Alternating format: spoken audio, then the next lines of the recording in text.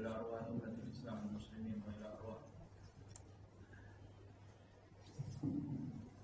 ذرية رسول الله صلى الله عليه وسلم خصوصا على سيدنا محمد وعلى آله ابن حبيب على وجهنا إلى حبيب عبد الرحمن الدافع إلى شيخ محمد بن سالم الحبيب ثم إلى رفيع الحبيب عمر بن عبد الرحمن وأفضل الشيخ حبيب بن عبد الله عبد الصمد على الهدام إلى الحبيب علي بن محمد الحبشي وإلى أولاد خصوصا إلى الحديث بن أهل الحبشي وإلى محمد بن أهل الحبشي إلى الحبيب محمد بن سالم الحفيد إلى المشهور محمد بن سالم الحفيد إلى الحبيب عبد القادر بن عبد الرحمن السباق إلى عبد القادر بن محمد السباق القادر بن أحمد السباق وإلى الحبيب عبد الله بن محمد بن علي بن الدين وإلى الحبيب حسن بن سالم بن عبد الله بن الشافعي إلى رجل علي بن جعفر بن جوز وإلى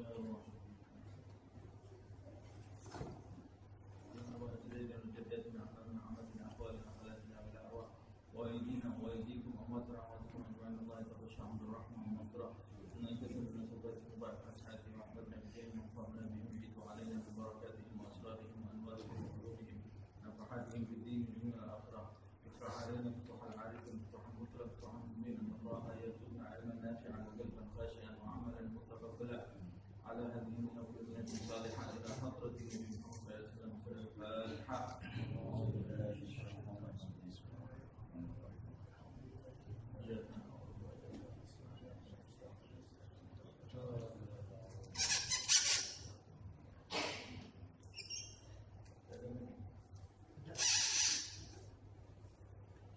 يا ربي صل على محمد يا ربي صل عليه وسلم يا ربي صل على محمد يا ربي صل عليه وسلم يا ربي صل على محمد حبيبك الشافع المشفع يا ربي صل على محمد حبيبك الشافع المشفع يا ربي صل على محمد أعلى الورى رتبة وأرفع يا ربي صل على محمد أعلى الورى رتبة وأرفع يا ربي صل على محمد أسمى البرايا جاها وأوسع يا ربي صل على محمد أسمى البرايا جاها وأوسع يا ربي صل على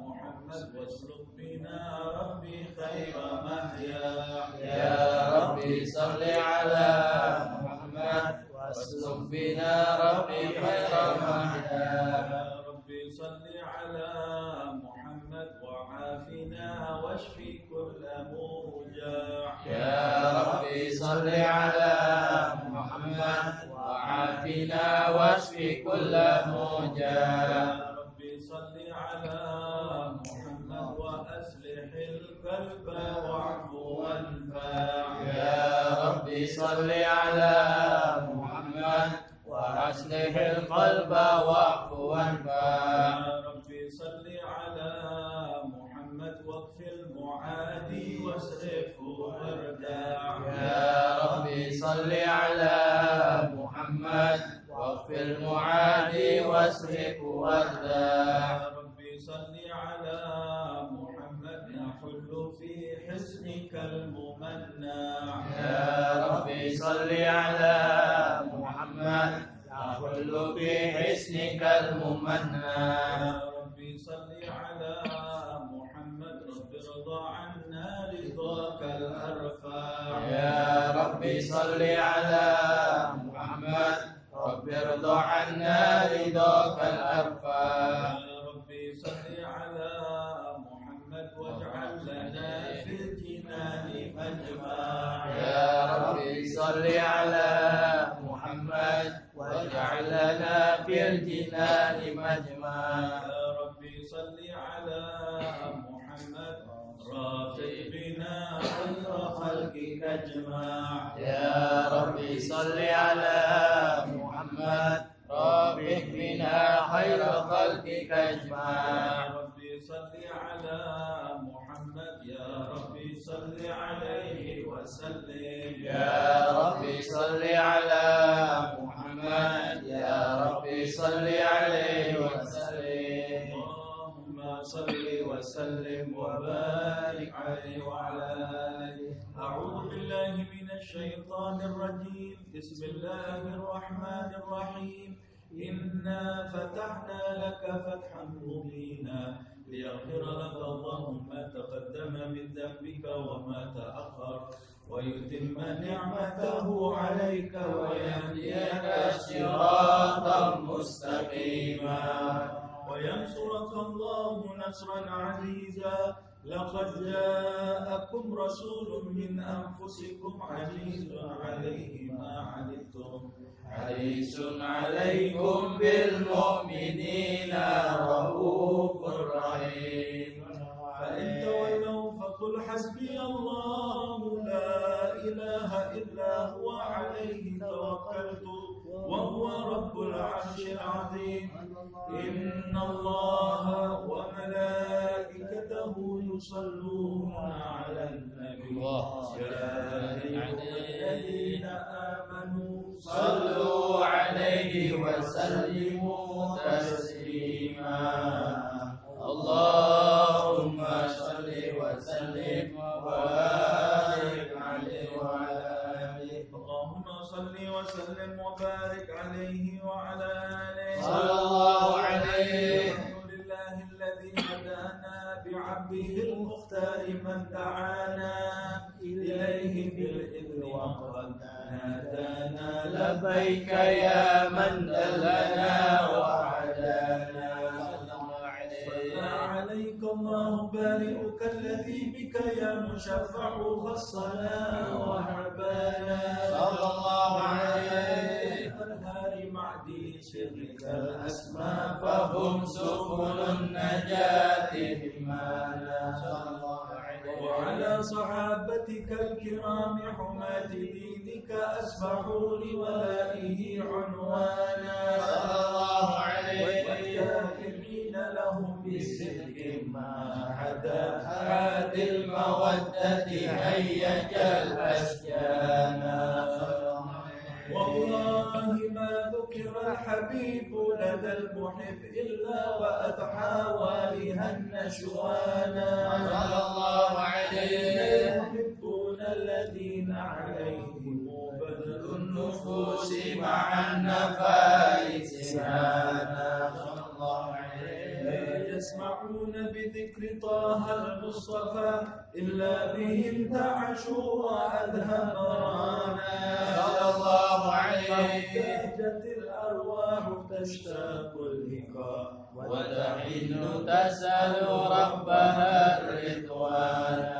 صلى الله عليه. حال المحبين كذا فاسمع إلى سير المشفع والهف الآذان. صلى الله عليه. الصوت طه المجتبى واحضر بقلبك يقتلي وجدانا. يا ربنا صل وسلم دائما على حبيبك من إليك دعانا. اللهم صل وسلم وبارك عليه وعلى آله. اللهم صل وسلم وبارك عليه وعلى آله. صلى الله عليه. أبان الله فقول جاءكم نور سبحان الذي أنبانا. صلى الله عليه. وذكرها عبده من به في ذكر آت به منانا. صلى الله عليه. ورحمة المولى تحمى قوله فليفرحوا وأتوا به فرحانا. صلى الله عليه. مستمسكا بالعروة الوثقى ومستصفا بحبل لله من أنشانا. واستشهر أنوار من قيل متى كنت نبيا قال عذابك لا. صلى الله عليه. بين التراب وبين ماء فاستفق من قبلة ألا وهم يحزنا. وقل إلى أسرار ربي لم يجل يأكلني بين الهيال مصانا. لن تبتلي من سكبتين إلا أنا في خيرها حتى بروزها. فأنا هلال من هلال قد خرجت من نكاحه إلهي صانا ظهر الله هماه ثاره وما بلغ كمثله إنسانا وبحكمه وبذكره والنصر والتوفيق رب العرش قد أوصانا يا ربنا صل وسلم دائما على حبيبك من إليك دعانا اللهم صل وسلم وبارك عليه وعلى آله اللهم صل وسلم وبارك عليه وعلى آله صلى الله عليه هذا وقد صار الإله بعده في القطب بينها لنا تبيانا أخذ ميثاق النبيين لما آتيتكم من حكمة إحسانا وجاءكم رسولنا وتؤمنون وتنصرون وتصبحون أعوانا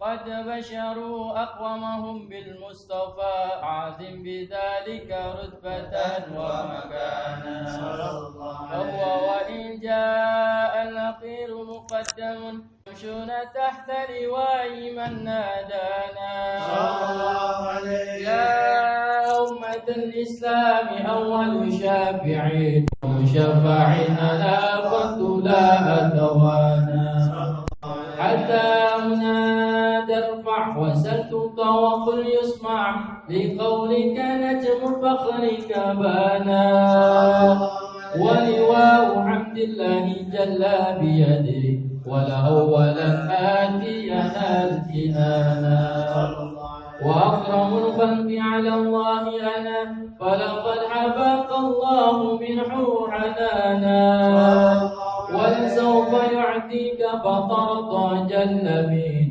معط تقاصر عن عطاه نهانا بالله كر ذكر واسم محمد أيما تزيح عن القلوب الرانا يا ربنا صل وسلم دائما على حبيبك من إليك دعانا اللهم صل وسلم وبارك عليه وعلى آله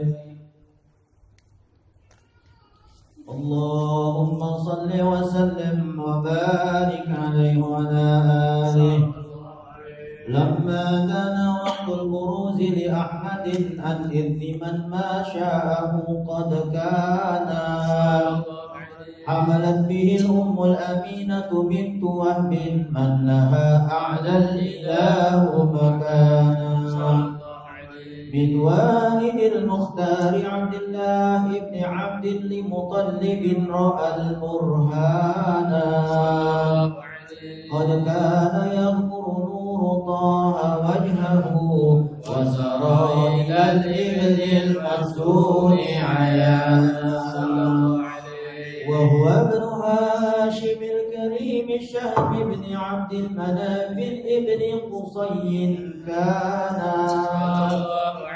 والده يدعى حكيما شأنه قد اعتلى عهد في ذلك شانا واحفظ أصول المصطفى حتى ترى في سلسلة أصوله أدنانا وهناك كف واعلم برفعه إلى إسماعيل كان للأب إخوانا وحينما حملت به آمنة لم تشك شيئا يأخذ النسوانا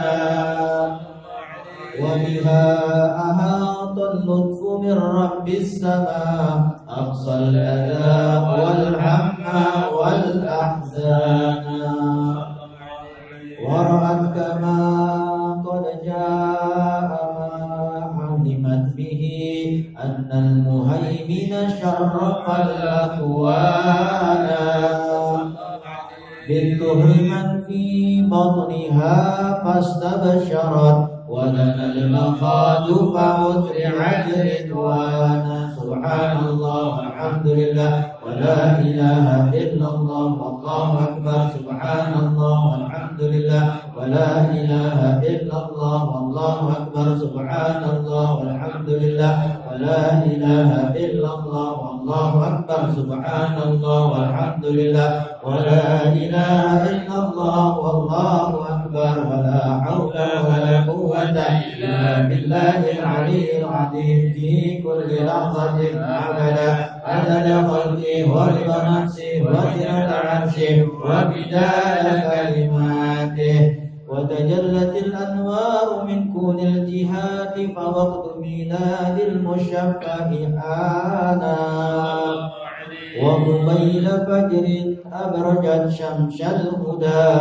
ظهر الحبيب مكرما ومصانا صلى الله على محمد صلى الله عليه وسلم صلى الله على محمد صلى الله عليه وسلم يا نبي سلام عليك يا رسول سلام عليك يا حبيب سلام عليك يا رسول الله صلوات الله عليك يا نبي سلام عليك يا رسول سلام عليك يا حبيب سلام عليك يا رسول الله صلوات الله عليك أبرز الله المشفع صاحب القدر المرفع فملا نور النواحي برسول الله عما طول الكون أجمع يا نبي سلام عليك يا رسول سلام عليك يا حبيب سلام عليك يا رسول الله صلوات الله عليك نكست أصنام شركي وبنا شركي تصدع ودنا وقت الهداية برسول الله وحمى الكفر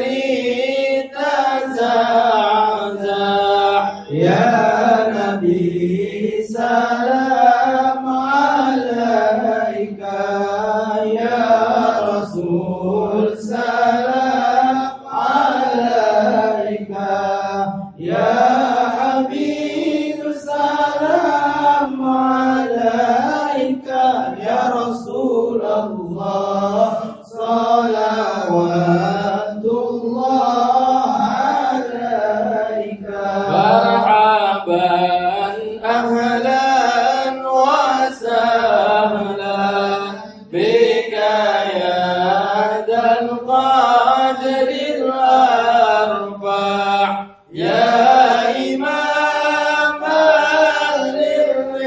للرسالة يا رسول الله من به الآفات تدفع يا نبي سلام عليك يا رسول سلام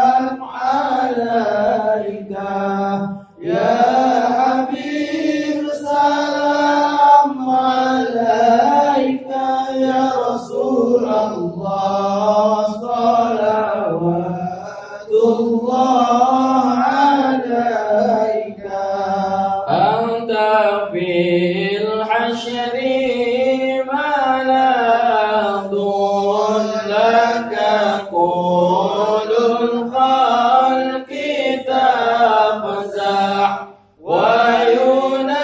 وينادون تراما يا رسول الله قد دها من هول أفضى يا نبي سلام عليك يا رسول سلام عليك يا حبيب سلام عليك يا رسول الله صلوات الله عليك مرحبا مرحبا يا نور عيني مرحبا مرحبا جد الحسين مرحبا مرحبا يا نور عيني مرحبا مرحبا جد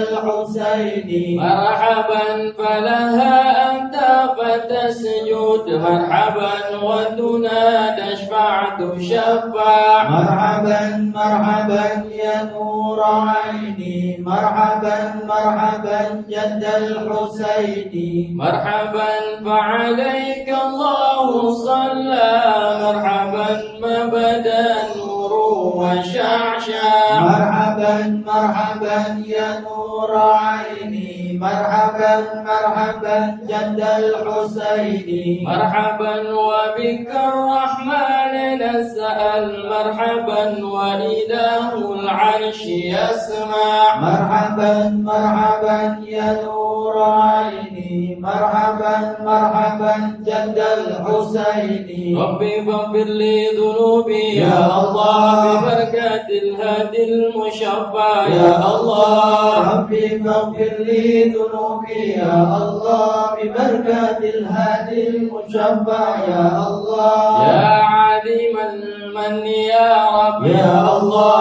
شملنا بالمصطفى اجمع يا الله ربي فاغفر لي ذنوبي يا الله ببركة الهادي المشفع يا الله وبه فانظر إلينا يا يا الله الله واعطنا به كل مطمع يا الله ربي فاغفر لي ذنوبي يا الله ببركة الهادي المشفع يا الله واكفنا كل البلايا يا الله وادفع والآفات وارفع يا الله ربي فاغفر لي ذنوبي يا الله ببركة الهادي المشفع يا الله صلى الله على محمد صلى الله عليه وسلم صلى الله على محمد صلى الله عليه وسلم واسقنا يا رب كسنا بحيا حطال يهمع صلى الله على محمد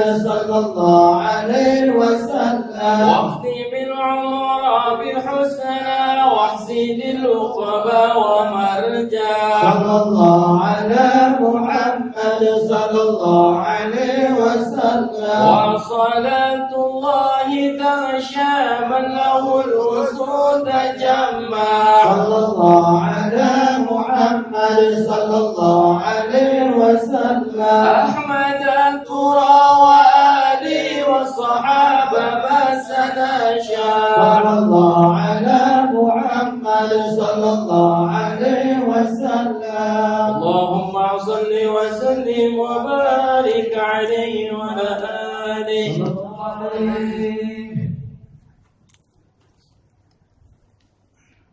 اللهم صل وسلم وبارك عليه وعلى آله صلى الله عليه ولقد أشرت لنعت من أوصافه تحيي القلوب تهيج الأشجان صلى الله عليه قد أثنى عليه فما يساوي القول منا أو يكون ثنانا لكن حبا في السرائر قد دعا لمديح صفوة ربنا وحدانا وإذ امتزجنا بالمودة هاهنا نرفع أيدي فكرنا ورجانا للواحد الأحد العلي إلهنا متوسلين بمن إليه دعانا مختاره وحبيبه وصفيه زين الوجود به الإله حبانا يا ربنا يا ربنا يا ربنا بالمصطفى قبلنا أجب دعوانا أنت لنا يا ذخرنا في هذه الدنيا وفي أخرانا أصلح لنا الأحوال واغفر ذنبنا ولا تؤاخذ ربي إن أخطانا واسلك بنا في نهج طه المصطفى ثبت على قدم الحبيب خطانا أرنا بفضل منك طلعة أحمد في بهجة عين الرضا ترعانا واربط به في كل حال حبلنا وحبال من ودى ومن والانا والمحسنين ومن أجاب نداءنا وذوي الحقوق وطالبا أوصانا والحاضرين وساعيا في جمعنا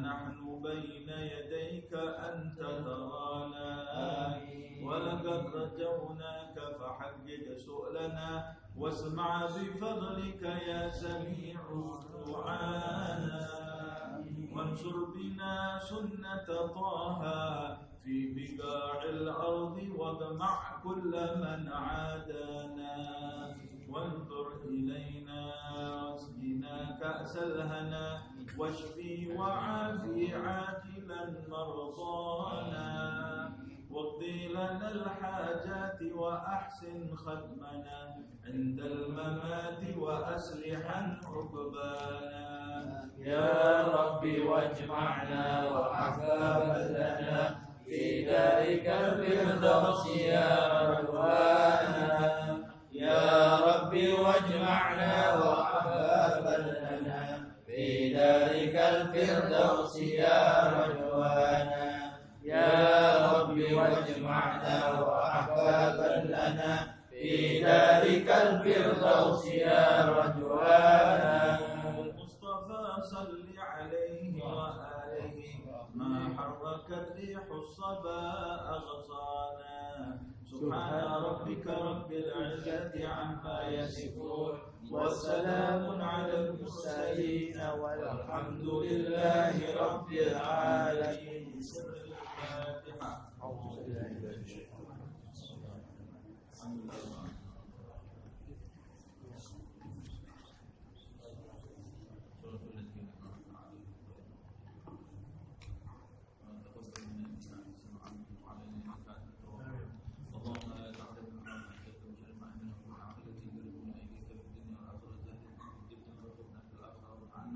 من عبادك على العلماء العاملين المخلصين اللهم صل وسلم اوسع من ربنا ورحمتك فاجعلنا من عملنا يا رب بهم عجل بالنصر وبالفرج وصلى الله على سيدنا محمد وعلى اله وسلم والحمد لله رب العالمين.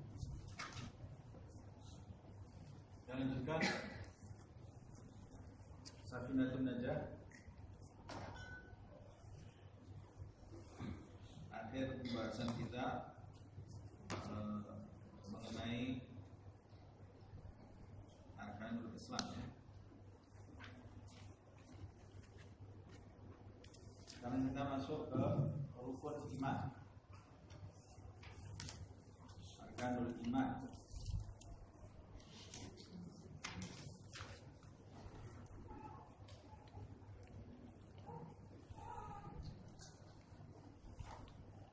Rukun iman. Faslun arkanul iman sittatun.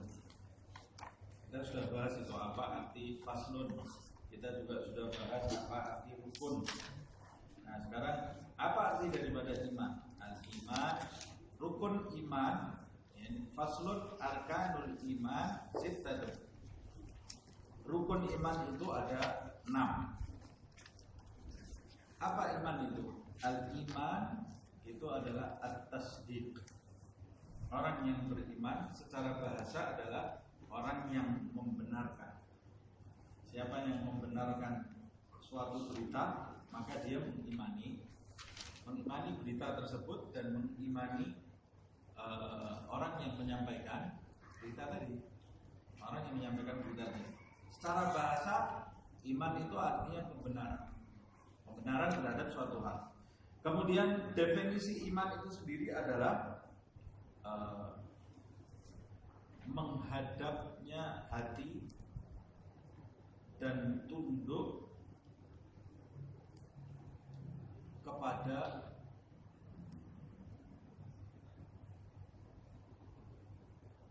agama yang dibawa oleh Nabi Muhammad SAW, berkenaan dengan hal-hal prinsip dan darurat yang tidak boleh orang tidak mengimaninya. Ada hal-hal yang maksudnya bukan prinsip, hal-hal yang pokok, yang akar, yang tidak ada orang tidak boleh mengetahui itu. Orang yang beriman harus mengetahui itu. Contohnya Allah itu ada. Itu hal-hal yang pokok. Setiap orang harus tahu itu dan setiap orang Islam harus tahu bahwa Allah itu ada. Jadi tidak bisa saya mengatakan kamu tahu Allah itu ada. Tahu dari siapa? Kata ayah saya Allah itu ada. Tidak boleh. Itu namanya orang yang tidak beriman. Nah, hal-hal yang pokok, yang prinsip dan yang tidak boleh tidak. Setiap orang harus tahu. Itu iman. Tapi ada hal-hal yang detail, yang pelik, yang tidak semua orang bisa memahaminya. Umpamanya masalah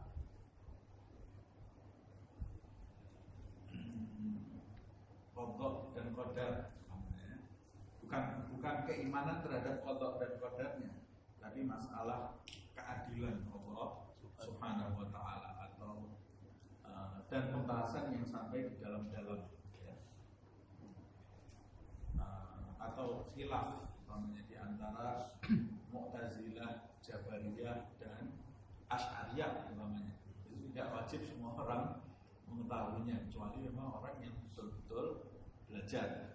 Tapi kalau yang dinamakan iman di sini, yang dimaksud iman terhadap hal-hal yang pokok tadi seperti yang saya sebutkan. Nah, jadi makna rukun iman ada 6, yaitu rukun atau bagian pokok yang tidak berdiri sebuah iman di dalam diri seseorang itu ada 6. Tiangnya iman itu harus ada 6. Ini ada bangunan iman, tiangnya harus ada 6. Siapa yang tiang keimanannya tidak 6 jumlahnya, maka dia belum bisa disebut orang beriman.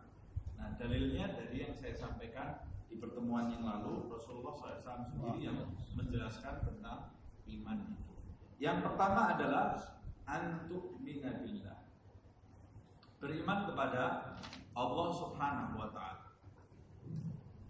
Yang dimaksud beriman kepada Allah Subhanahu wa ta'ala yaitu iman bahwa Allah Subhanahu wa ta'ala adalah Tuhan, zat yang ada, yang esa pada zatnya, pada sifat-sifatnya, pada kehendaknya. Tidak ada sekutu bagi Allah Subhanahu wa ta'ala, dan dia itu adalah satu-satunya zat yang patut disembah.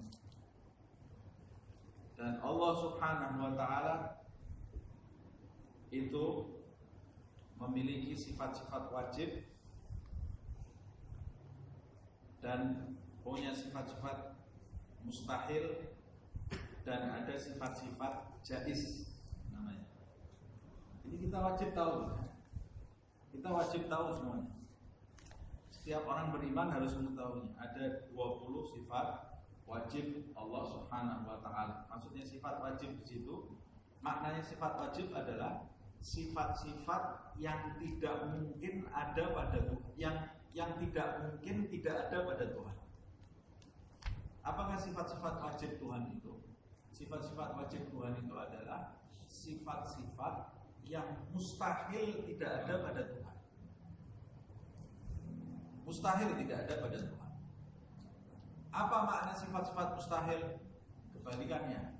Sifat-sifat mustahil adalah sifat-sifat yang mustahil ada pada Tuhan. Kemudian ada sifat jaiz. Sifat jaiz itu adalah sesuatu yang boleh ada dan boleh tidak ada pada Tuhan dengan syarat tidak bertentangan dengan kesempurnaannya. Tidak bertentangan dengan kesempurnaan Tuhan. Nah, sifat-sifat wajibnya kita sudah pernah belajar, kita semua pernah belajar di SD ya. Wujud, idam, baqa, mukhalafatu bil hawadisi, yang binafsihi, wahdaniyah, qudrah, iradah, ilmu, sam'an, ayat, basar, kalam, itu sifat-sifat Tuhan. Kemudian ada juga qadiran, mutakalliman, hayyan. Jadi Allah Subhanahu wa taala memiliki sifat sam'un, dia maha mendengar, sami'un, maha mendengar dia. Tapi dia juga punya sifat sam'an, kaunuhu sami'. Jadi dia Allah Subhanahu wa taala maha mendengar dan dia itu maha mendengar. Dia Allah Subhanahu wa taala maha melihat dan dia itu maha melihat. Apa maksudnya ini? Ada manusia. Umumnya manusia bisa mendengar atau tidak? Manusia itu bisa mendengar. Tapi ternyata ada manusia yang tidak bisa mendengar. Ada manusia yang tidak bisa mendengar. Nah, untuk menghindari salah persepsi, makanya mazhab Asy'ariyah itu menambahkan sifat-sifatnya jadi sam'un sama kaunuhu sami'an. Dia itu zat yang maha mendengar. Tuhan itu adalah zat yang maha mendengar dan kondisinya maha mendengar. Tidak ada yang bisa tidak ada hal-hal yang bisa menghilangkan pendengarannya atau menggagalkan pendengarannya. Allah Subhanahu wa taala maha melihat dan dia itu maha melihat. Manusia bisa melihat. Semua manusia umumnya kalau kita tanya, apakah manusia bisa melihat, bisa mendengar? Bisa. Tapi ternyata di jalan ada orang buta. Nah, manusia bisa melihat. Tapi ada manusia-manusia tertentu yang tidak bisa melihat. Tapi Tuhan tidak seperti itu. Nah, beda dengan pendapat yang lain seperti Mu'tazilah, dia tidak mau menambah kaunuhu sami'an, kaunuhu dan kondisinya dia sedang melihat, kondisinya dia mendengar, karena dia takut memisahkan sifat mendengar itu dari Tuhan. Padahal tidak. Maksudnya itu mengukuhkan, bukan memisahkan sifat-sifat itu. Jadi sifat-sifat Tuhan itu ada pada Tuhan, tidak terpisah dari Tuhan. Nah, Allah Subhanahu wa taala, nanti kita harus belajar bab akidah khusus, apa itu yang dimaksud wujud umpamanya. Allah Subhanahu wa taala ada, keberadaan Allah Subhanahu wa taala tanpa ada permulaan, makanya kemudian sifatnya kemudian yang kedua qidam, yang maha terdahulu yaitu maha awal dan tanpa permulaan. Beda kalau manusia. Manusia yang paling awal diciptakan oleh Allah Subhanahu wa taala adalah Adam, tapi dia tetap bermula. Selain Allah Subhanahu wa taala, segala sesuatu selain Allah itu bermula. Tapi Allah Subhanahu wa taala adalah zat yang maha terdahulu, maha awal, dan keberadaannya tanpa permulaan. Tanpa permulaan. Loh, berarti kapan? Kapan itu salah. Kata-kata kapan kalau ditujukan kepada Tuhan itu pertanyaan yang salah. Tidak bisa kapan ditujukan kepada Tuhan. Mulai kapan Tuhan itu ada? Kamu berarti salah. Yang mulai kapan ada itu makhluk, bukan Tuhan. Jadi kalau ada sesuatu di dunia ini disembah oleh manusia dan disembahnya itu ada tanggal mulai disembah, maka dia bukan Tuhan. Dia bukan Tuhan. Sebab segala sesuatu yang dituhankan melalui proses permulaan berarti dia itu sama dengan makhluk.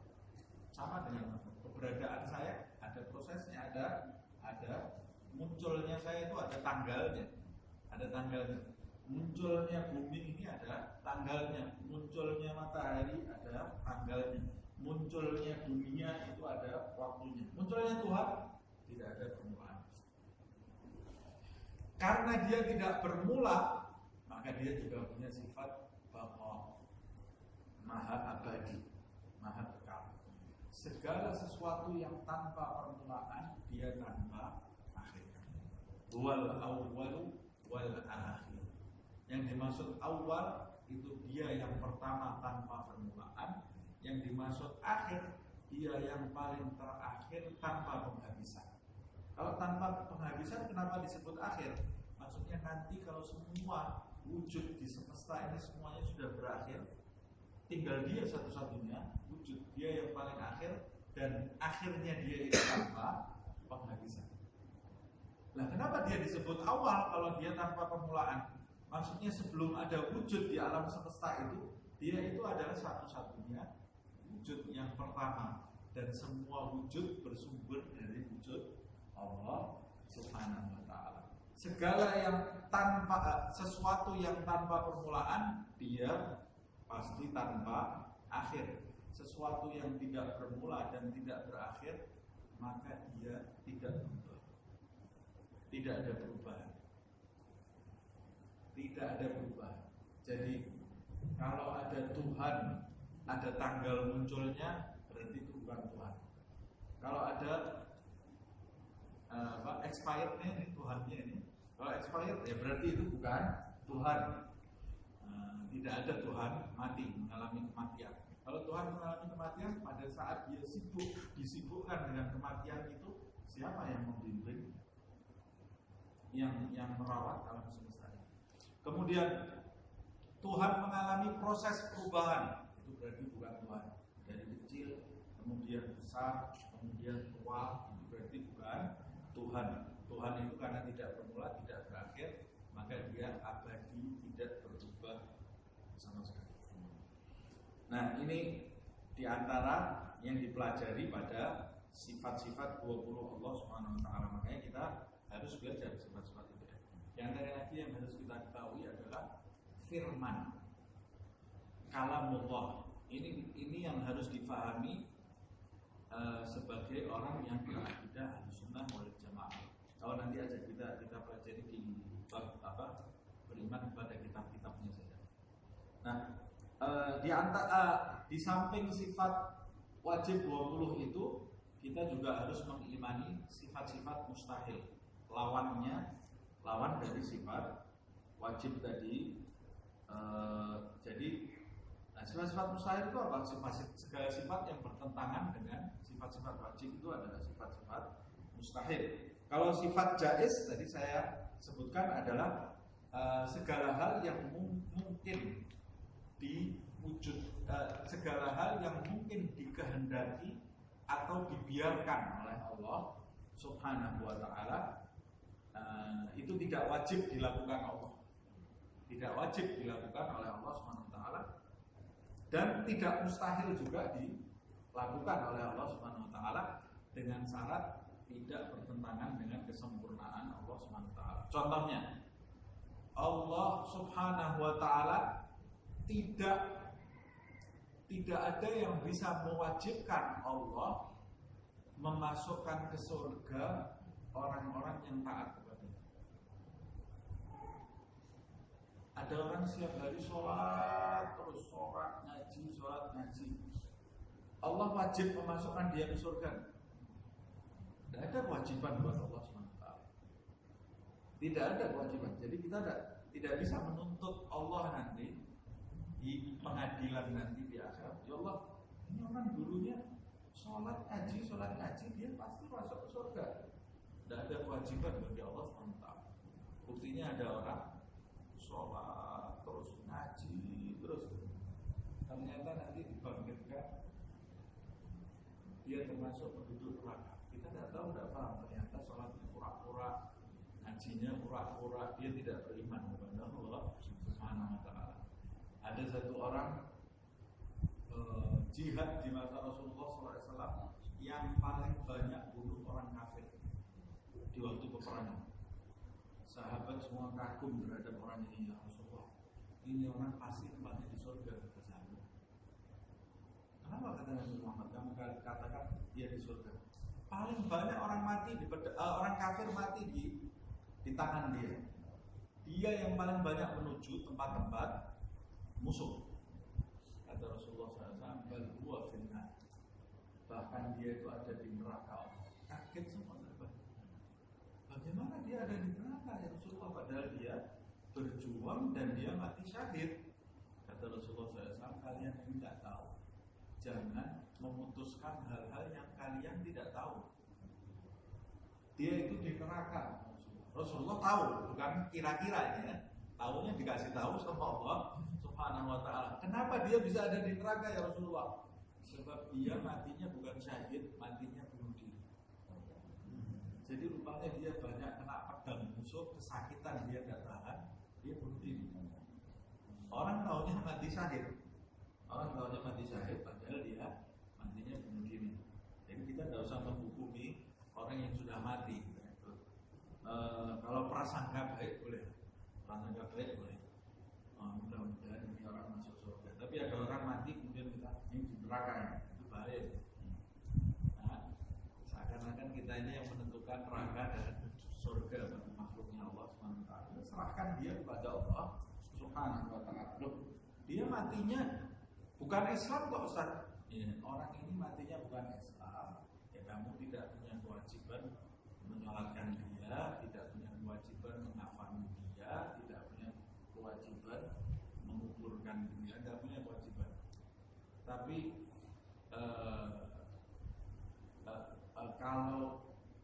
kalau kamu memutuskan dia di neraka, itu nanti kamu kena sangkutan sama dia. Kalau kamu mengatakan orang yang mati kafir di neraka, itu sudah jelas. Tapi kalau orang ini di neraka, tahu dari mana? Si fulan ada di neraka, tahu dari mana?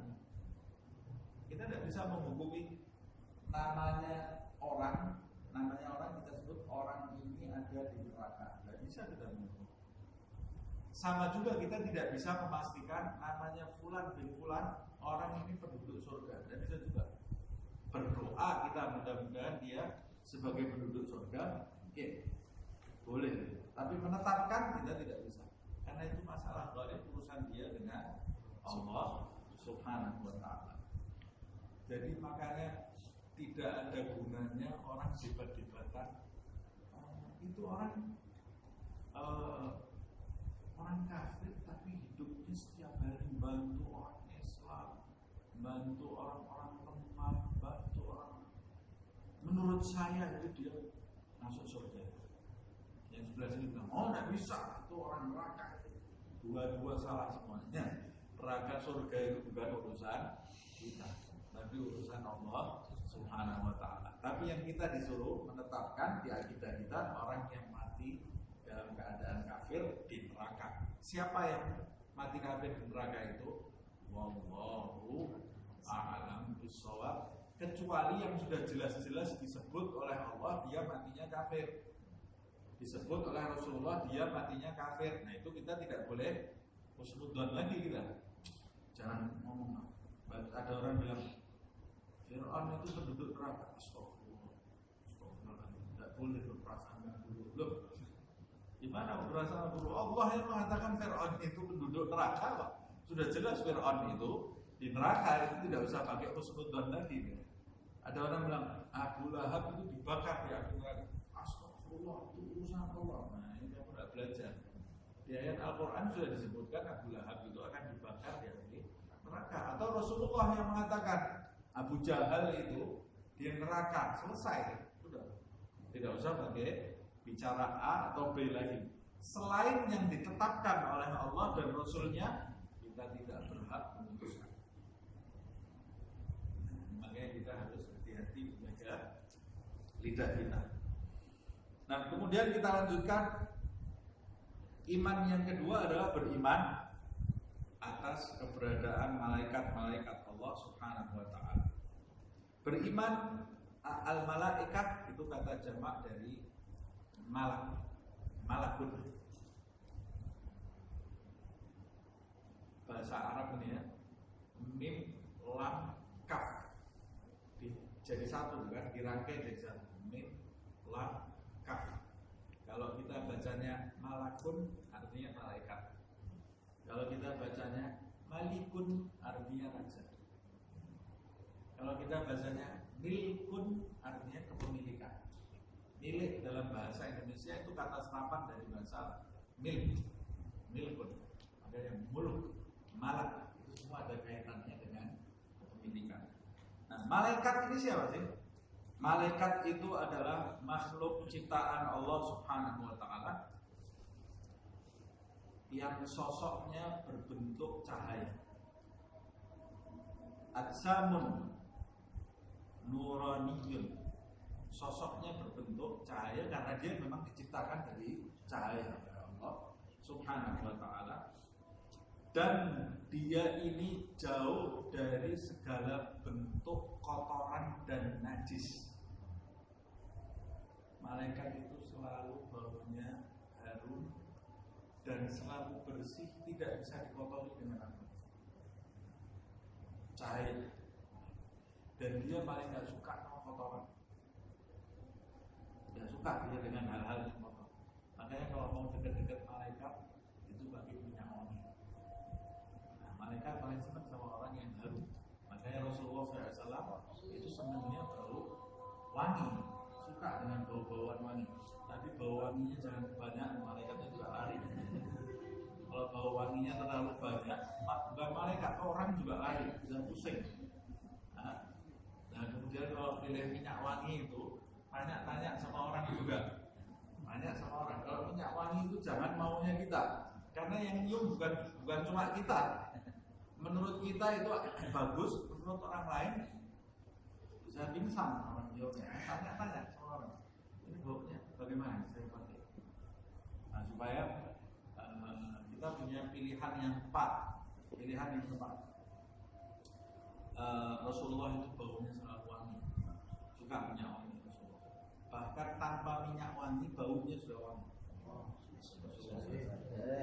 Tangannya ini pernah menyentuh mata satu anak kecil, ditutup oleh Rasulullah SAW.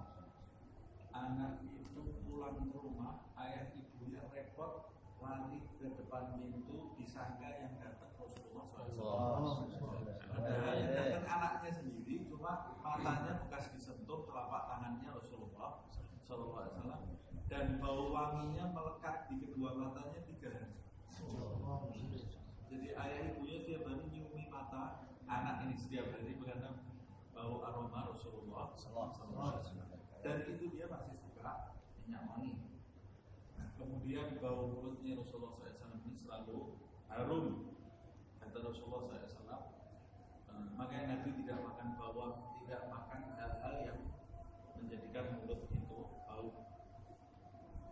Ketika ditawari bawang, Rasul tidak menyentuh karena aku selalu berpikir. Sebab orang kalau berpikir, orang yang sholat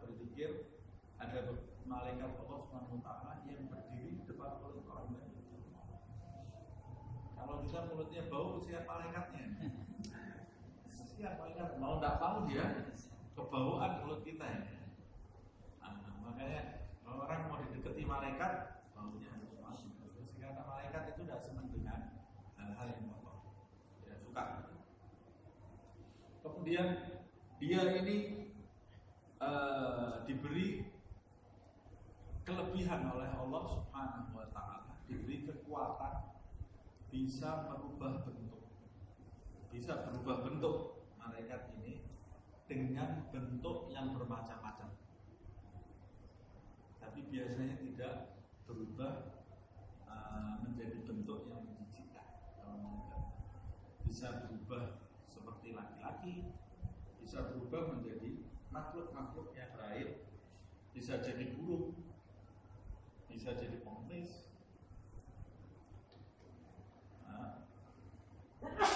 Kadang-kadang dia berubah bentuknya memuji hamba-hamba Allah Subhanahu wa Ta'ala. Ini bukan cerita dongeng, ini cerita betul ini ya. Kadang-kadang kita ini keluar di pasar atau di jalan, kita salami seseorang, bisa jadi itu malaikat-malaikatnya Allah Subhanahu wa Ta'ala. Karena dia memang diberi kekuatan oleh Allah Subhanahu wa Ta'ala berubah bentuk, dan bentuknya ini jelas. Kalau dia jadi orang, jadi seperti orang betul. Seperti orang yang saya ceritakan di pertemuan yang lalu itu, datang melewati sahabat, duduk di depan Rasulullah SAW, itu malaikat Jibril berubah bentuk. Sahabat tidak ada yang tahu, tapi Nabi Muhammad SAW tahu. Jadi itu ceritanya, malaikat itu kalau berubah bentuk, orang tidak bisa tahu. Di ceritanya Nabi Ibrahim didatangi malaikat, dia tidak paham namanya. Nabi Lut waktu didatangi dua malaikat, habis dari tempatnya Nabi Ibrahim, dia ke tempatnya Nabi Lut. Sama Nabi Lut ditawari makan, karena dia tidak tahu kalau itu malaikat. Padahal malaikat itu tidak makan, tidak minum, tidak tidur, tidak kawin. Malaikat itu. Dan tidak berjenis kelamin, tidak perempuan, tidak laki-laki. Tawari makan, tidak disentuh sama malaikat tadi, baru dia paham kalau itu malaikat. Semua orang, semua nabi kalau didatangi malaikat Jibril, pertamanya tidak tahu kalau itu malaikat kecuali Nabi Muhammad SAW. Nabi Muhammad itu malaikat mau berubah jadi bentuk apa saja dia pasti tahu kalau itu malaikat. Kecuali kata muhadis, ada muhadis yang mengatakan kecuali di peristiwa yang saya ceritakan di pertemuan yang lalu. Karena malaikat Jibril sebelum berubah bentuk memohon kepada Allah Subhanahu wa Ta'ala, dia ini ingin ketemu Nabi Muhammad dan ingin jadi muridnya Rasulullah Sallallahu Alaihi Wasallam. Kalau dia berubah bentuk diketahui Nabi Muhammad, dia tidak belajar. Makanya dia minta sama Allah supaya ditutupi Nabi Muhammad SAW. Waktu Jibril bertanya, kemudian dijawab oleh Rasulullah, lalu dia berdiri. Waktu keluar, Nabi Muhammad sudah paham itu Jibril. Tahu Nabi Muhammad kalau itu Jibril. Makanya Sayyidina Umar kebingungan ditanya sama Rasulullah SAW. Ada di Indonesia ya, kamu tahu tidak tadi yang tanya sama siapa? Dari Jibril. Itu Jibril. Jibril menyerupai manusia. Ada sebagian ulama yang mengatakan seperti itu. Nah, malaikat-malaikat Allah Subhanahu wa Ta'ala ini dia adalah hamba-hamba Allah Subhanahu wa Ta'ala yang dimuliakan oleh Allah, tidak bermaksiat, tidak pernah melawan perintah Allah Subhanahu wa Ta'ala, dan selalu melakukan tugas yang diperintahkan oleh Allah Subhanahu wa Ta'ala kepada dirinya. Dan dia itu utusan-utusan Allah, duta-duta Allah Subhanahu wa Ta'ala kepada makhluknya, kepada manusia, jin, dan makhluk-makhluk yang lainnya. Jadi tidak ada malaikat bermaksiat. Itu Harut dan Marut Israiliyat. Tidak ada malaikat bermaksiat kepada Allah Subhanahu wa Ta'ala. Nah, itu ada penjelasan lebih lanjut mengenai cerita Harut dan Marut. Ahli tafsir itu berbeda pendapat. Ada yang mengatakan Harut dan Marut itu bukan malaikat, tapi malikan, dua raja dua raja. Ada juga yang mengatakan Harut dan Marut itu dua malaikat Allah Subhanahu wa taala. Tapi dia tidak bermaksiat kepada Allah Subhanahu wa taala. Cuma dia diutus oleh Allah Subhanahu wa taala ke bumi sebagai ujian untuk umat manusia. Jadi siapa yang mau belajar ilmu kepada dia, diajari tapi sebagai ujian. Nah, dia disuruh oleh Allah Subhanahu wa taala mengajari itu. Tapi dia tidak bermaksiat melaksanakan perintah Allah Subhanahu wa taala. Makanya dia mengingatkan orang-orang yang datang kepadanya, innama nahnu fitnatun fala takfur. Nah, sesungguhnya kami ini fitnah, ujian, gangguan yang diturunkan Allah untuk menguji kalian. Fala takfur, jangan kalian kufur kepada Allah SWT. Orang itu datang semua belajar ilmu sihir dari dua malaikat ini, dari Harut dan Marut ini, tapi diajarkan sama Allah, diperintah. Nah, kalau cerita yang mengatakan Harut dan Marut itu malaikat yang memandang remeh manusia, kemudian dia mengatakan manusia ini apa sih kok bisa berbuat maksiat kepada Allah Subhanahu wa taala? Kok bisa-bisanya orang maksiat kepada Allah? Kemudian ditegur oleh Allah Subhanahu wa taala, lalu diturunkan ke dunia karena dia merendahkan manusia, diberi nafsu. Malaikat itu diberi nafsu, begitu diberi nafsu, dia lihat wanita langsung berzina. Dia berzina, dia berdosa di hadapan Allah dan dia punya kekuatan. Makanya kemudian dia mengajarkan hal-hal yang buruk, lalu kemudian jadi sihir, dukun dan lain-lainnya. Itu belajarnya asal muasalnya ilmunya dari itu. Nah, karena itu kemudian dipenjara oleh Allah, sayapnya dilepas. Ini cerita Yahudi. Walaupun di dalam beberapa tafsir disebutkan, tapi ulama Ahlussunnah wal Jamaah sebagian besar menyatakan ini cerita yang tidak benar, cerita Israiliyat. Nah, Rasulullah ketika ditanya tentang Israiliyat, cerita Israiliyat, kata Nabi Muhammad, jangan kau salahkan, jangan kau benarkan, tidak usah disentuh cerita itu. Nah, cerita yang benar, tafsir yang benar, seperti yang saya jelaskan tadi. Kemudian malaikat yang tidak sujud kepada Adam itu bukan malaikat, itu iblis. Sajadal malaikatu kulluhum ajma'un illa. Nah, malaikat itu semuanya sujud kecuali. Berarti ada malaikat yang tidak sujud. Iya. Tapi yang dimaksud malaikat yang tidak sujud itu bukan malaikat, tapi itu adalah iblis. Iblis itu dari bangsa jin yang dikumpulkan bersama malaikat. Kenapa kok Allah menyebutnya kecuali? Karena orang yang duduk bersama satu kaum itu dihukumi seperti kaum itu. Coba kita bayangkan, kalau kita ini orang yang buruk, sering maksiat, belum bisa jadi orang baik, kumpul terus dengan orang-orang soleh, kumpul aja dengan majelisnya orang-orang soleh, kita dipandang sama penduduk langit orang soleh. Dalilnya ini loh, iblis ini bukan malaikat, tapi Allah Subhanahu wa taala menyebutnya fasajadal malaikatu kulluhum ajma'un illa, kecuali. Berarti kan iblis dihitung oleh Allah sebagai kelompok malaikat, padahal dia bukan malaikat. Cuma oleh Allah dihitung dia sebagai kelompok malaikat. Sayangnya iblis itu kumpul dengan malaikat tapi tidak melakukan perbuatannya malaikat. Nah, makanya kalau mau mencapai kedudukan itu, kumpul dengan orang soleh, lakukan apa yang dilakukan oleh orang soleh. Jadi nanti kita akan mencapai kedudukan dan selamat di sisi Allah Subhanahu wa taala. Nah, malaikat yang wajib kita imani, malaikatnya Allah itu jumlahnya banyak sekali. Yang wajib kita imani itu ada 10, kita semua tahu ya. Ini kan bukan pelajaran anak SD. Ini harusnya kita jadikan wirid setiap hari ini ya. Jadi wirid setiap hari. Sifat-sifat wajib 20 itu jadi wirid. Nah, setiap pagi bangun diulang-ulang. Karena ini pelajaran yang wajib kita ketahui.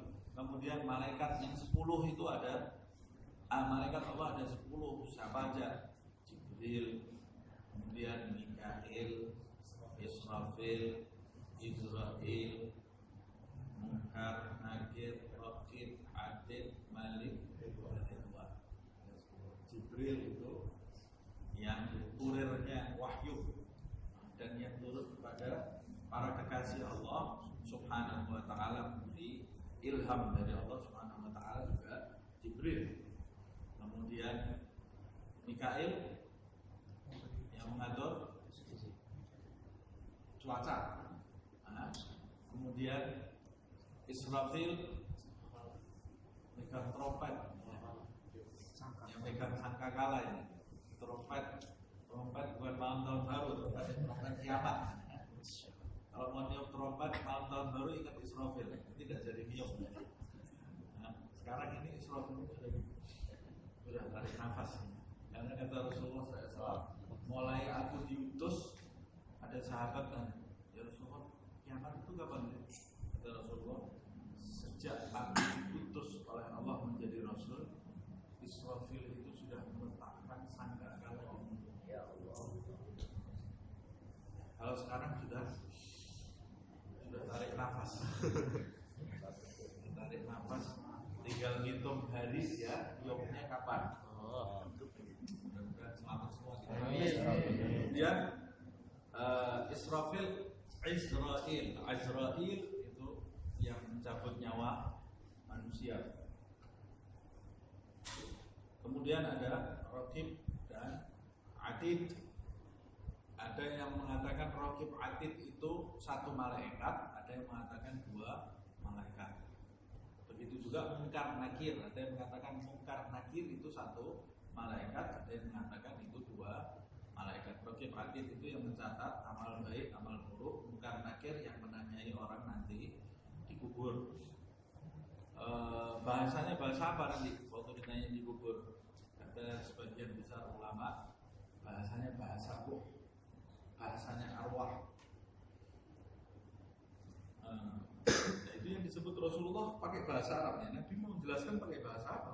Sahabatnya semua orang Arab, ya Nabi menjelaskannya pakai bahasa Arab. Jadi kita tidak usah hafalkan dari sekarang. Bukan jawabannya Allah. Kalau matinya tidak betul, walaupun bawa jawabannya juga tidak bisa jawab. Karena itu yang menjadikan kita bisa menjawab atau tidak bukan hafal-hafalan, Nabi sudah tidak ada mikir lagi di sana.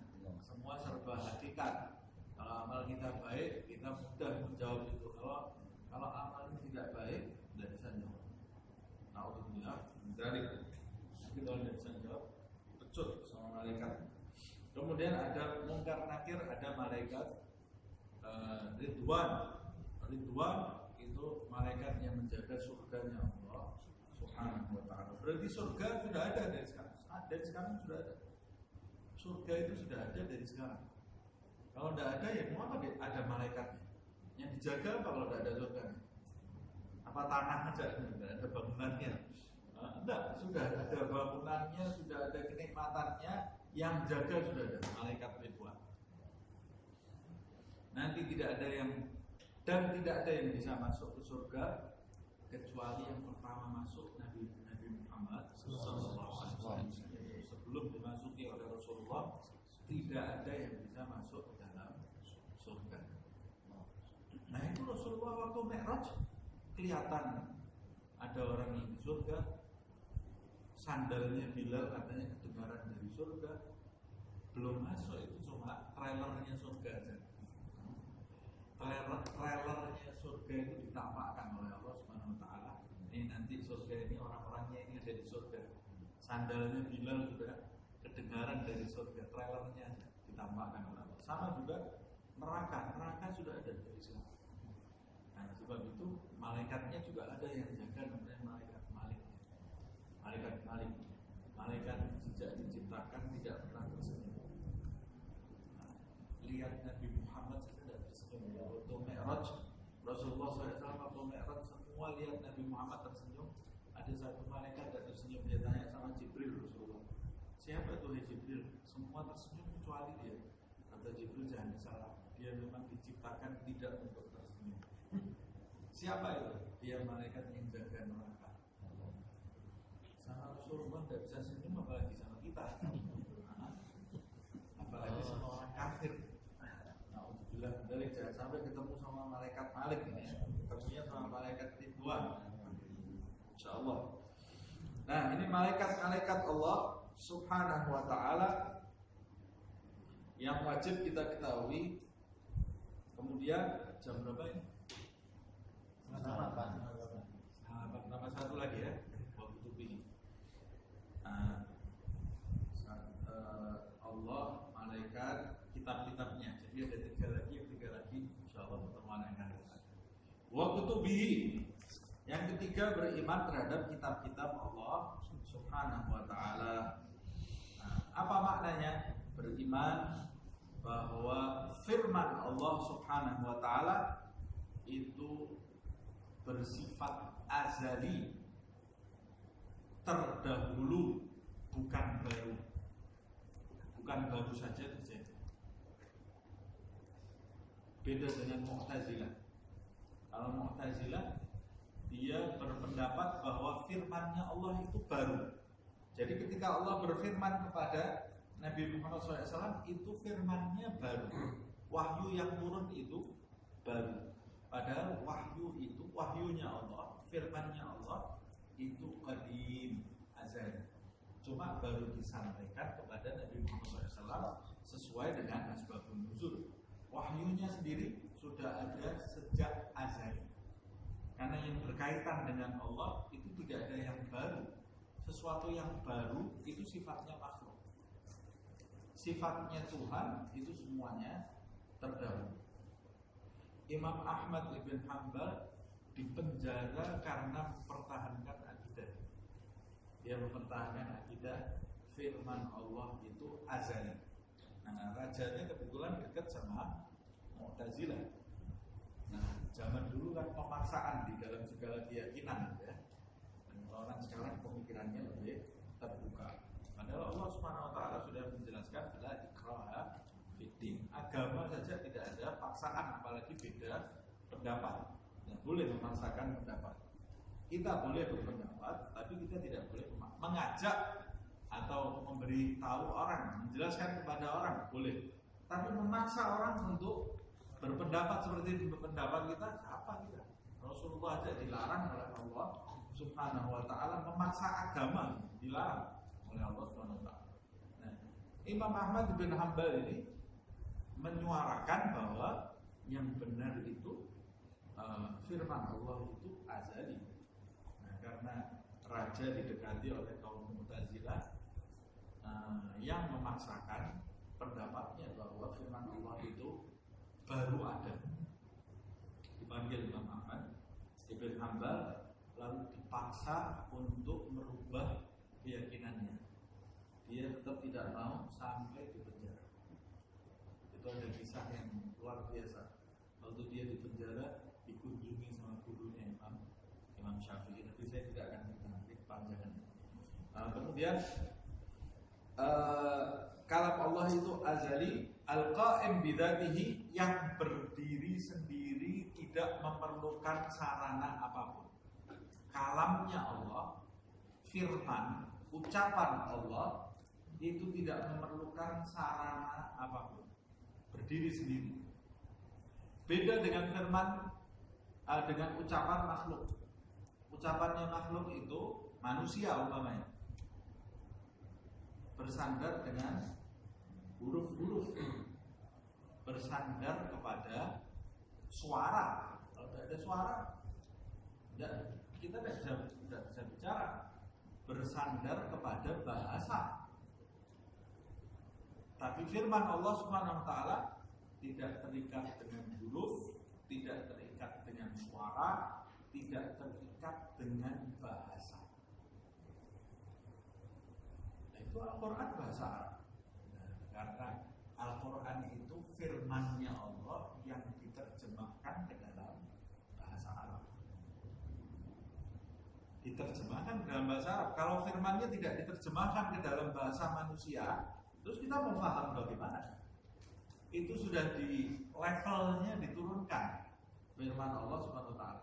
Tapi pada waktu wahyu itu sampai kepada Nabi Muhammad SAW, pada waktu wahyu itu diturunkan kepada Nabi Muhammad SAW, kita jangan membayangkan wahyu itu turun seperti yang di film-film itu, Iqra bismi rabbikal ladzi khalaq, seperti itu. Karena firman Allah itu tidak terikat dengan bahasa. Terus Nabi Muhammad tahunya bagaimana? Paham. Dia paham. Jadi tidak perlu bahasa, tidak begitu Allah ketika berbicara kepada hambanya tidak terikat dengan bahasa, tidak terikat dengan suara, dan tidak terikat dengan huruf-huruf, termasuk pada waktu Allah berbicara kepada Musa. Tidak ada bahasanya dan tidak ada. Terus Musa tahunya bagaimana? Ya sudah, dia paham. Jadi kalau yang di film-film itu buatan barat itu kan Moses, Musa. Kalau di Al-Quran disebutkan ya Musa, ikhla'na alaika, fa'innaka bil wadil muqaddasi tuwa. Itu sudah diterjemahkan dalam bahasa Indonesia. Nah, firman Allah yang sebelumnya diterjemahkan ke dalam bahasa Ibrani. Nah, yang turun kepada Nabi Muhammad SAW diterjemahkan ke dalam bahasa Arab. Karena turunnya Nabi Muhammad di bangsa Arab. Allah, jangankan Allah SWT, makhluk saja ada yang diberi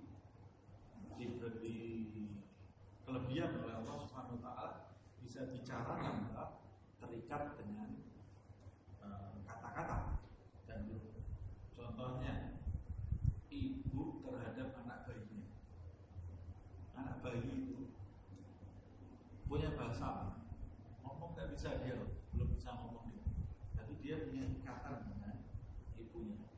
Kadang-kadang satu rumah tidak ada yang paham ini maksudnya anak ini apa, yang paham cuma ibunya. Nah, karena dia punya bahasa tersendiri yang dipahami oleh ibu dan anak kecil itu. Anak kecil yang belum bisa ngomong kita kumpulkan dengan anak kecil, bisa bergaul kan? Ya ketawa, senang, main-main. Ngomongnya pakai bahasa apa gitu? Nggak pakai bahasa apa-apa, tapi paham. Anak kecil dari Amerika, dari Arab, dari Afrika, dari Cina, dari Indonesia, kita kumpulkan bareng yang belum bisa ngomong kan? Ya? Bisa ngobrol dan bisa bermain kan? Bermain, tidak perlu bahasa. Tapi begitu sudah besar, ada hambatan karena terikat dengan bahasa. Sama, jangankan manusia, anak kecil, hewan, kura-kura itu bicara sama kura-kura yang lain tidak pakai bahasa, cuma tatap-tatapan mata saja sudah paham. Itu yang disebutkan di kitab Mustatrof, ya. Kura-kura itu ke darat dia nelor, habis nelor kemudian masuk lagi dia panah, kan ada ratusan kura-kura itu. Waktunya nelor dia paham, padahal tidak pakai, nggak punya HP, kalender, alarm tak punya deh. Kalau kita kan harus pakai alarm nih. Kalau enggak kita lupa, sudah busuk semua telurnya. Kalau yang telur kita busuk itu telurnya. Tapi kura-kura ini habis telur ditinggal di laut, dia berenang kemana? Waktunya netes itu, padahal kan dipendam di tanah ya. Kalau enggak datang ibunya mati semua anaknya. Datang semua, waktunya netes ini kura-kura itu ratusan keluar dari laut dan tahu tempatnya dia naruh telurnya.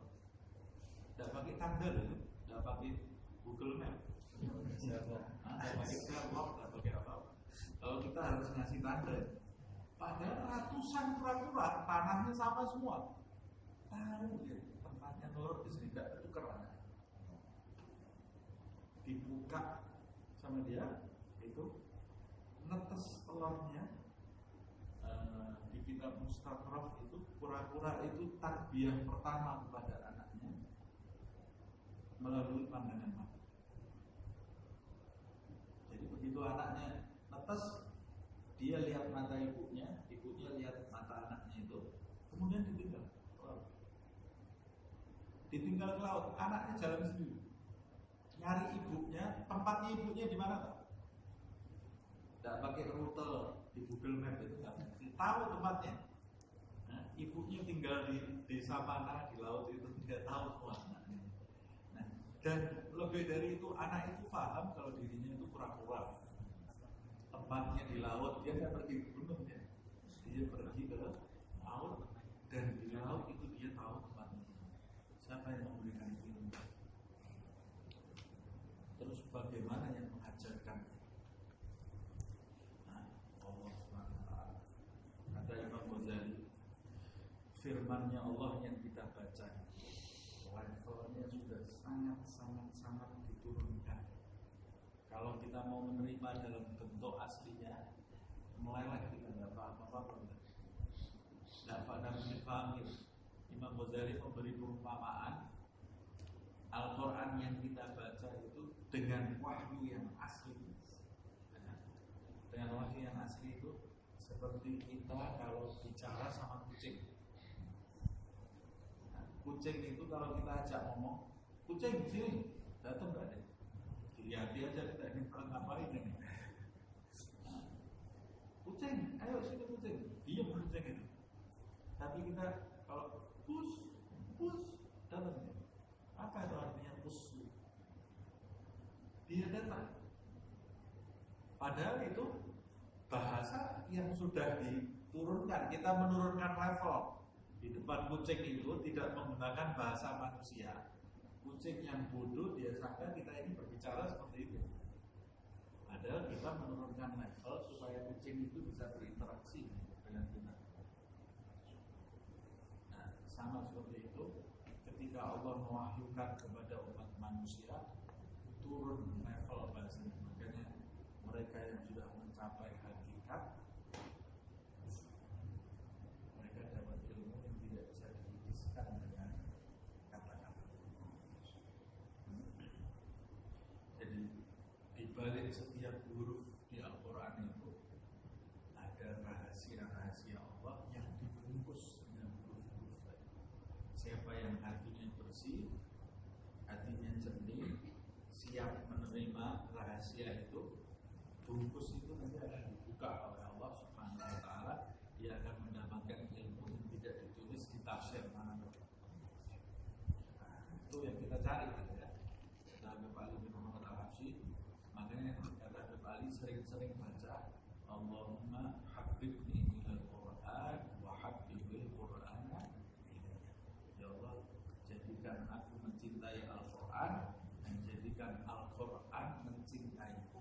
Berarti kalau Al-Quran mencintaimu, nanti Al-Quran itu akan membukakan rahasianya kepada diri. Ada kitab, ada 4 kitab yang harus kita imani. Yang pertama Zabur, kedua Taurat, ketiga Injil, yang terakhir adalah Al-Quran. Zabur kepada Nabi Daud, kemudian Taurat Musa, Injil Isa, Al-Quran kepada Nabi Muhammad SAW. Setelah itu tidak ada kitab turunan. Dan yang paling sempurna adalah Al-Quran. Selain 4 nabi ini ada yang dapat kitab? Tak ada.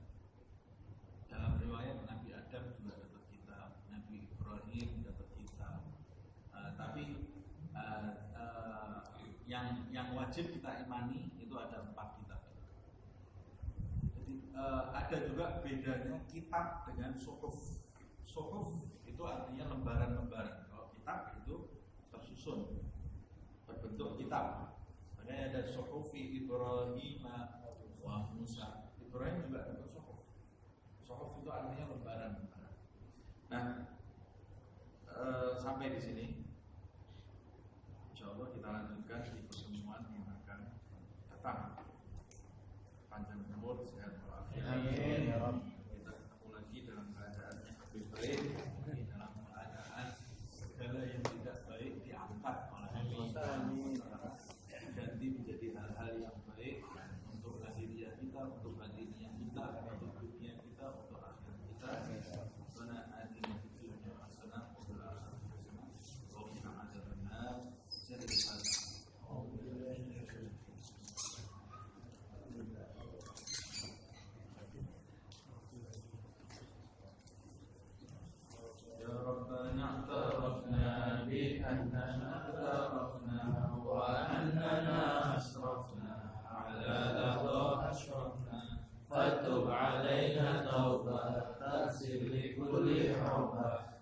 واستر لنا العورات وآمن الروعات واغفر لوالدينا ربي ومولودينا والآل والإخوان وسائر الخلان وكل ذي محبة أو جيرة أو صحبة والمسلمين أجمع آمين ربي اسمع فضلا وجودا منا لا باكتساب منا بالمصطفى رسولي نرضى بكل سول بالمصطفى رسولي نرضى بكل سول بالمصطفى رسولي نرضى بكل سول صلى وسلم ربي عليه عند الحب وآله وصحبه عدد قرش السحب والحمد لله في البرد والتنادي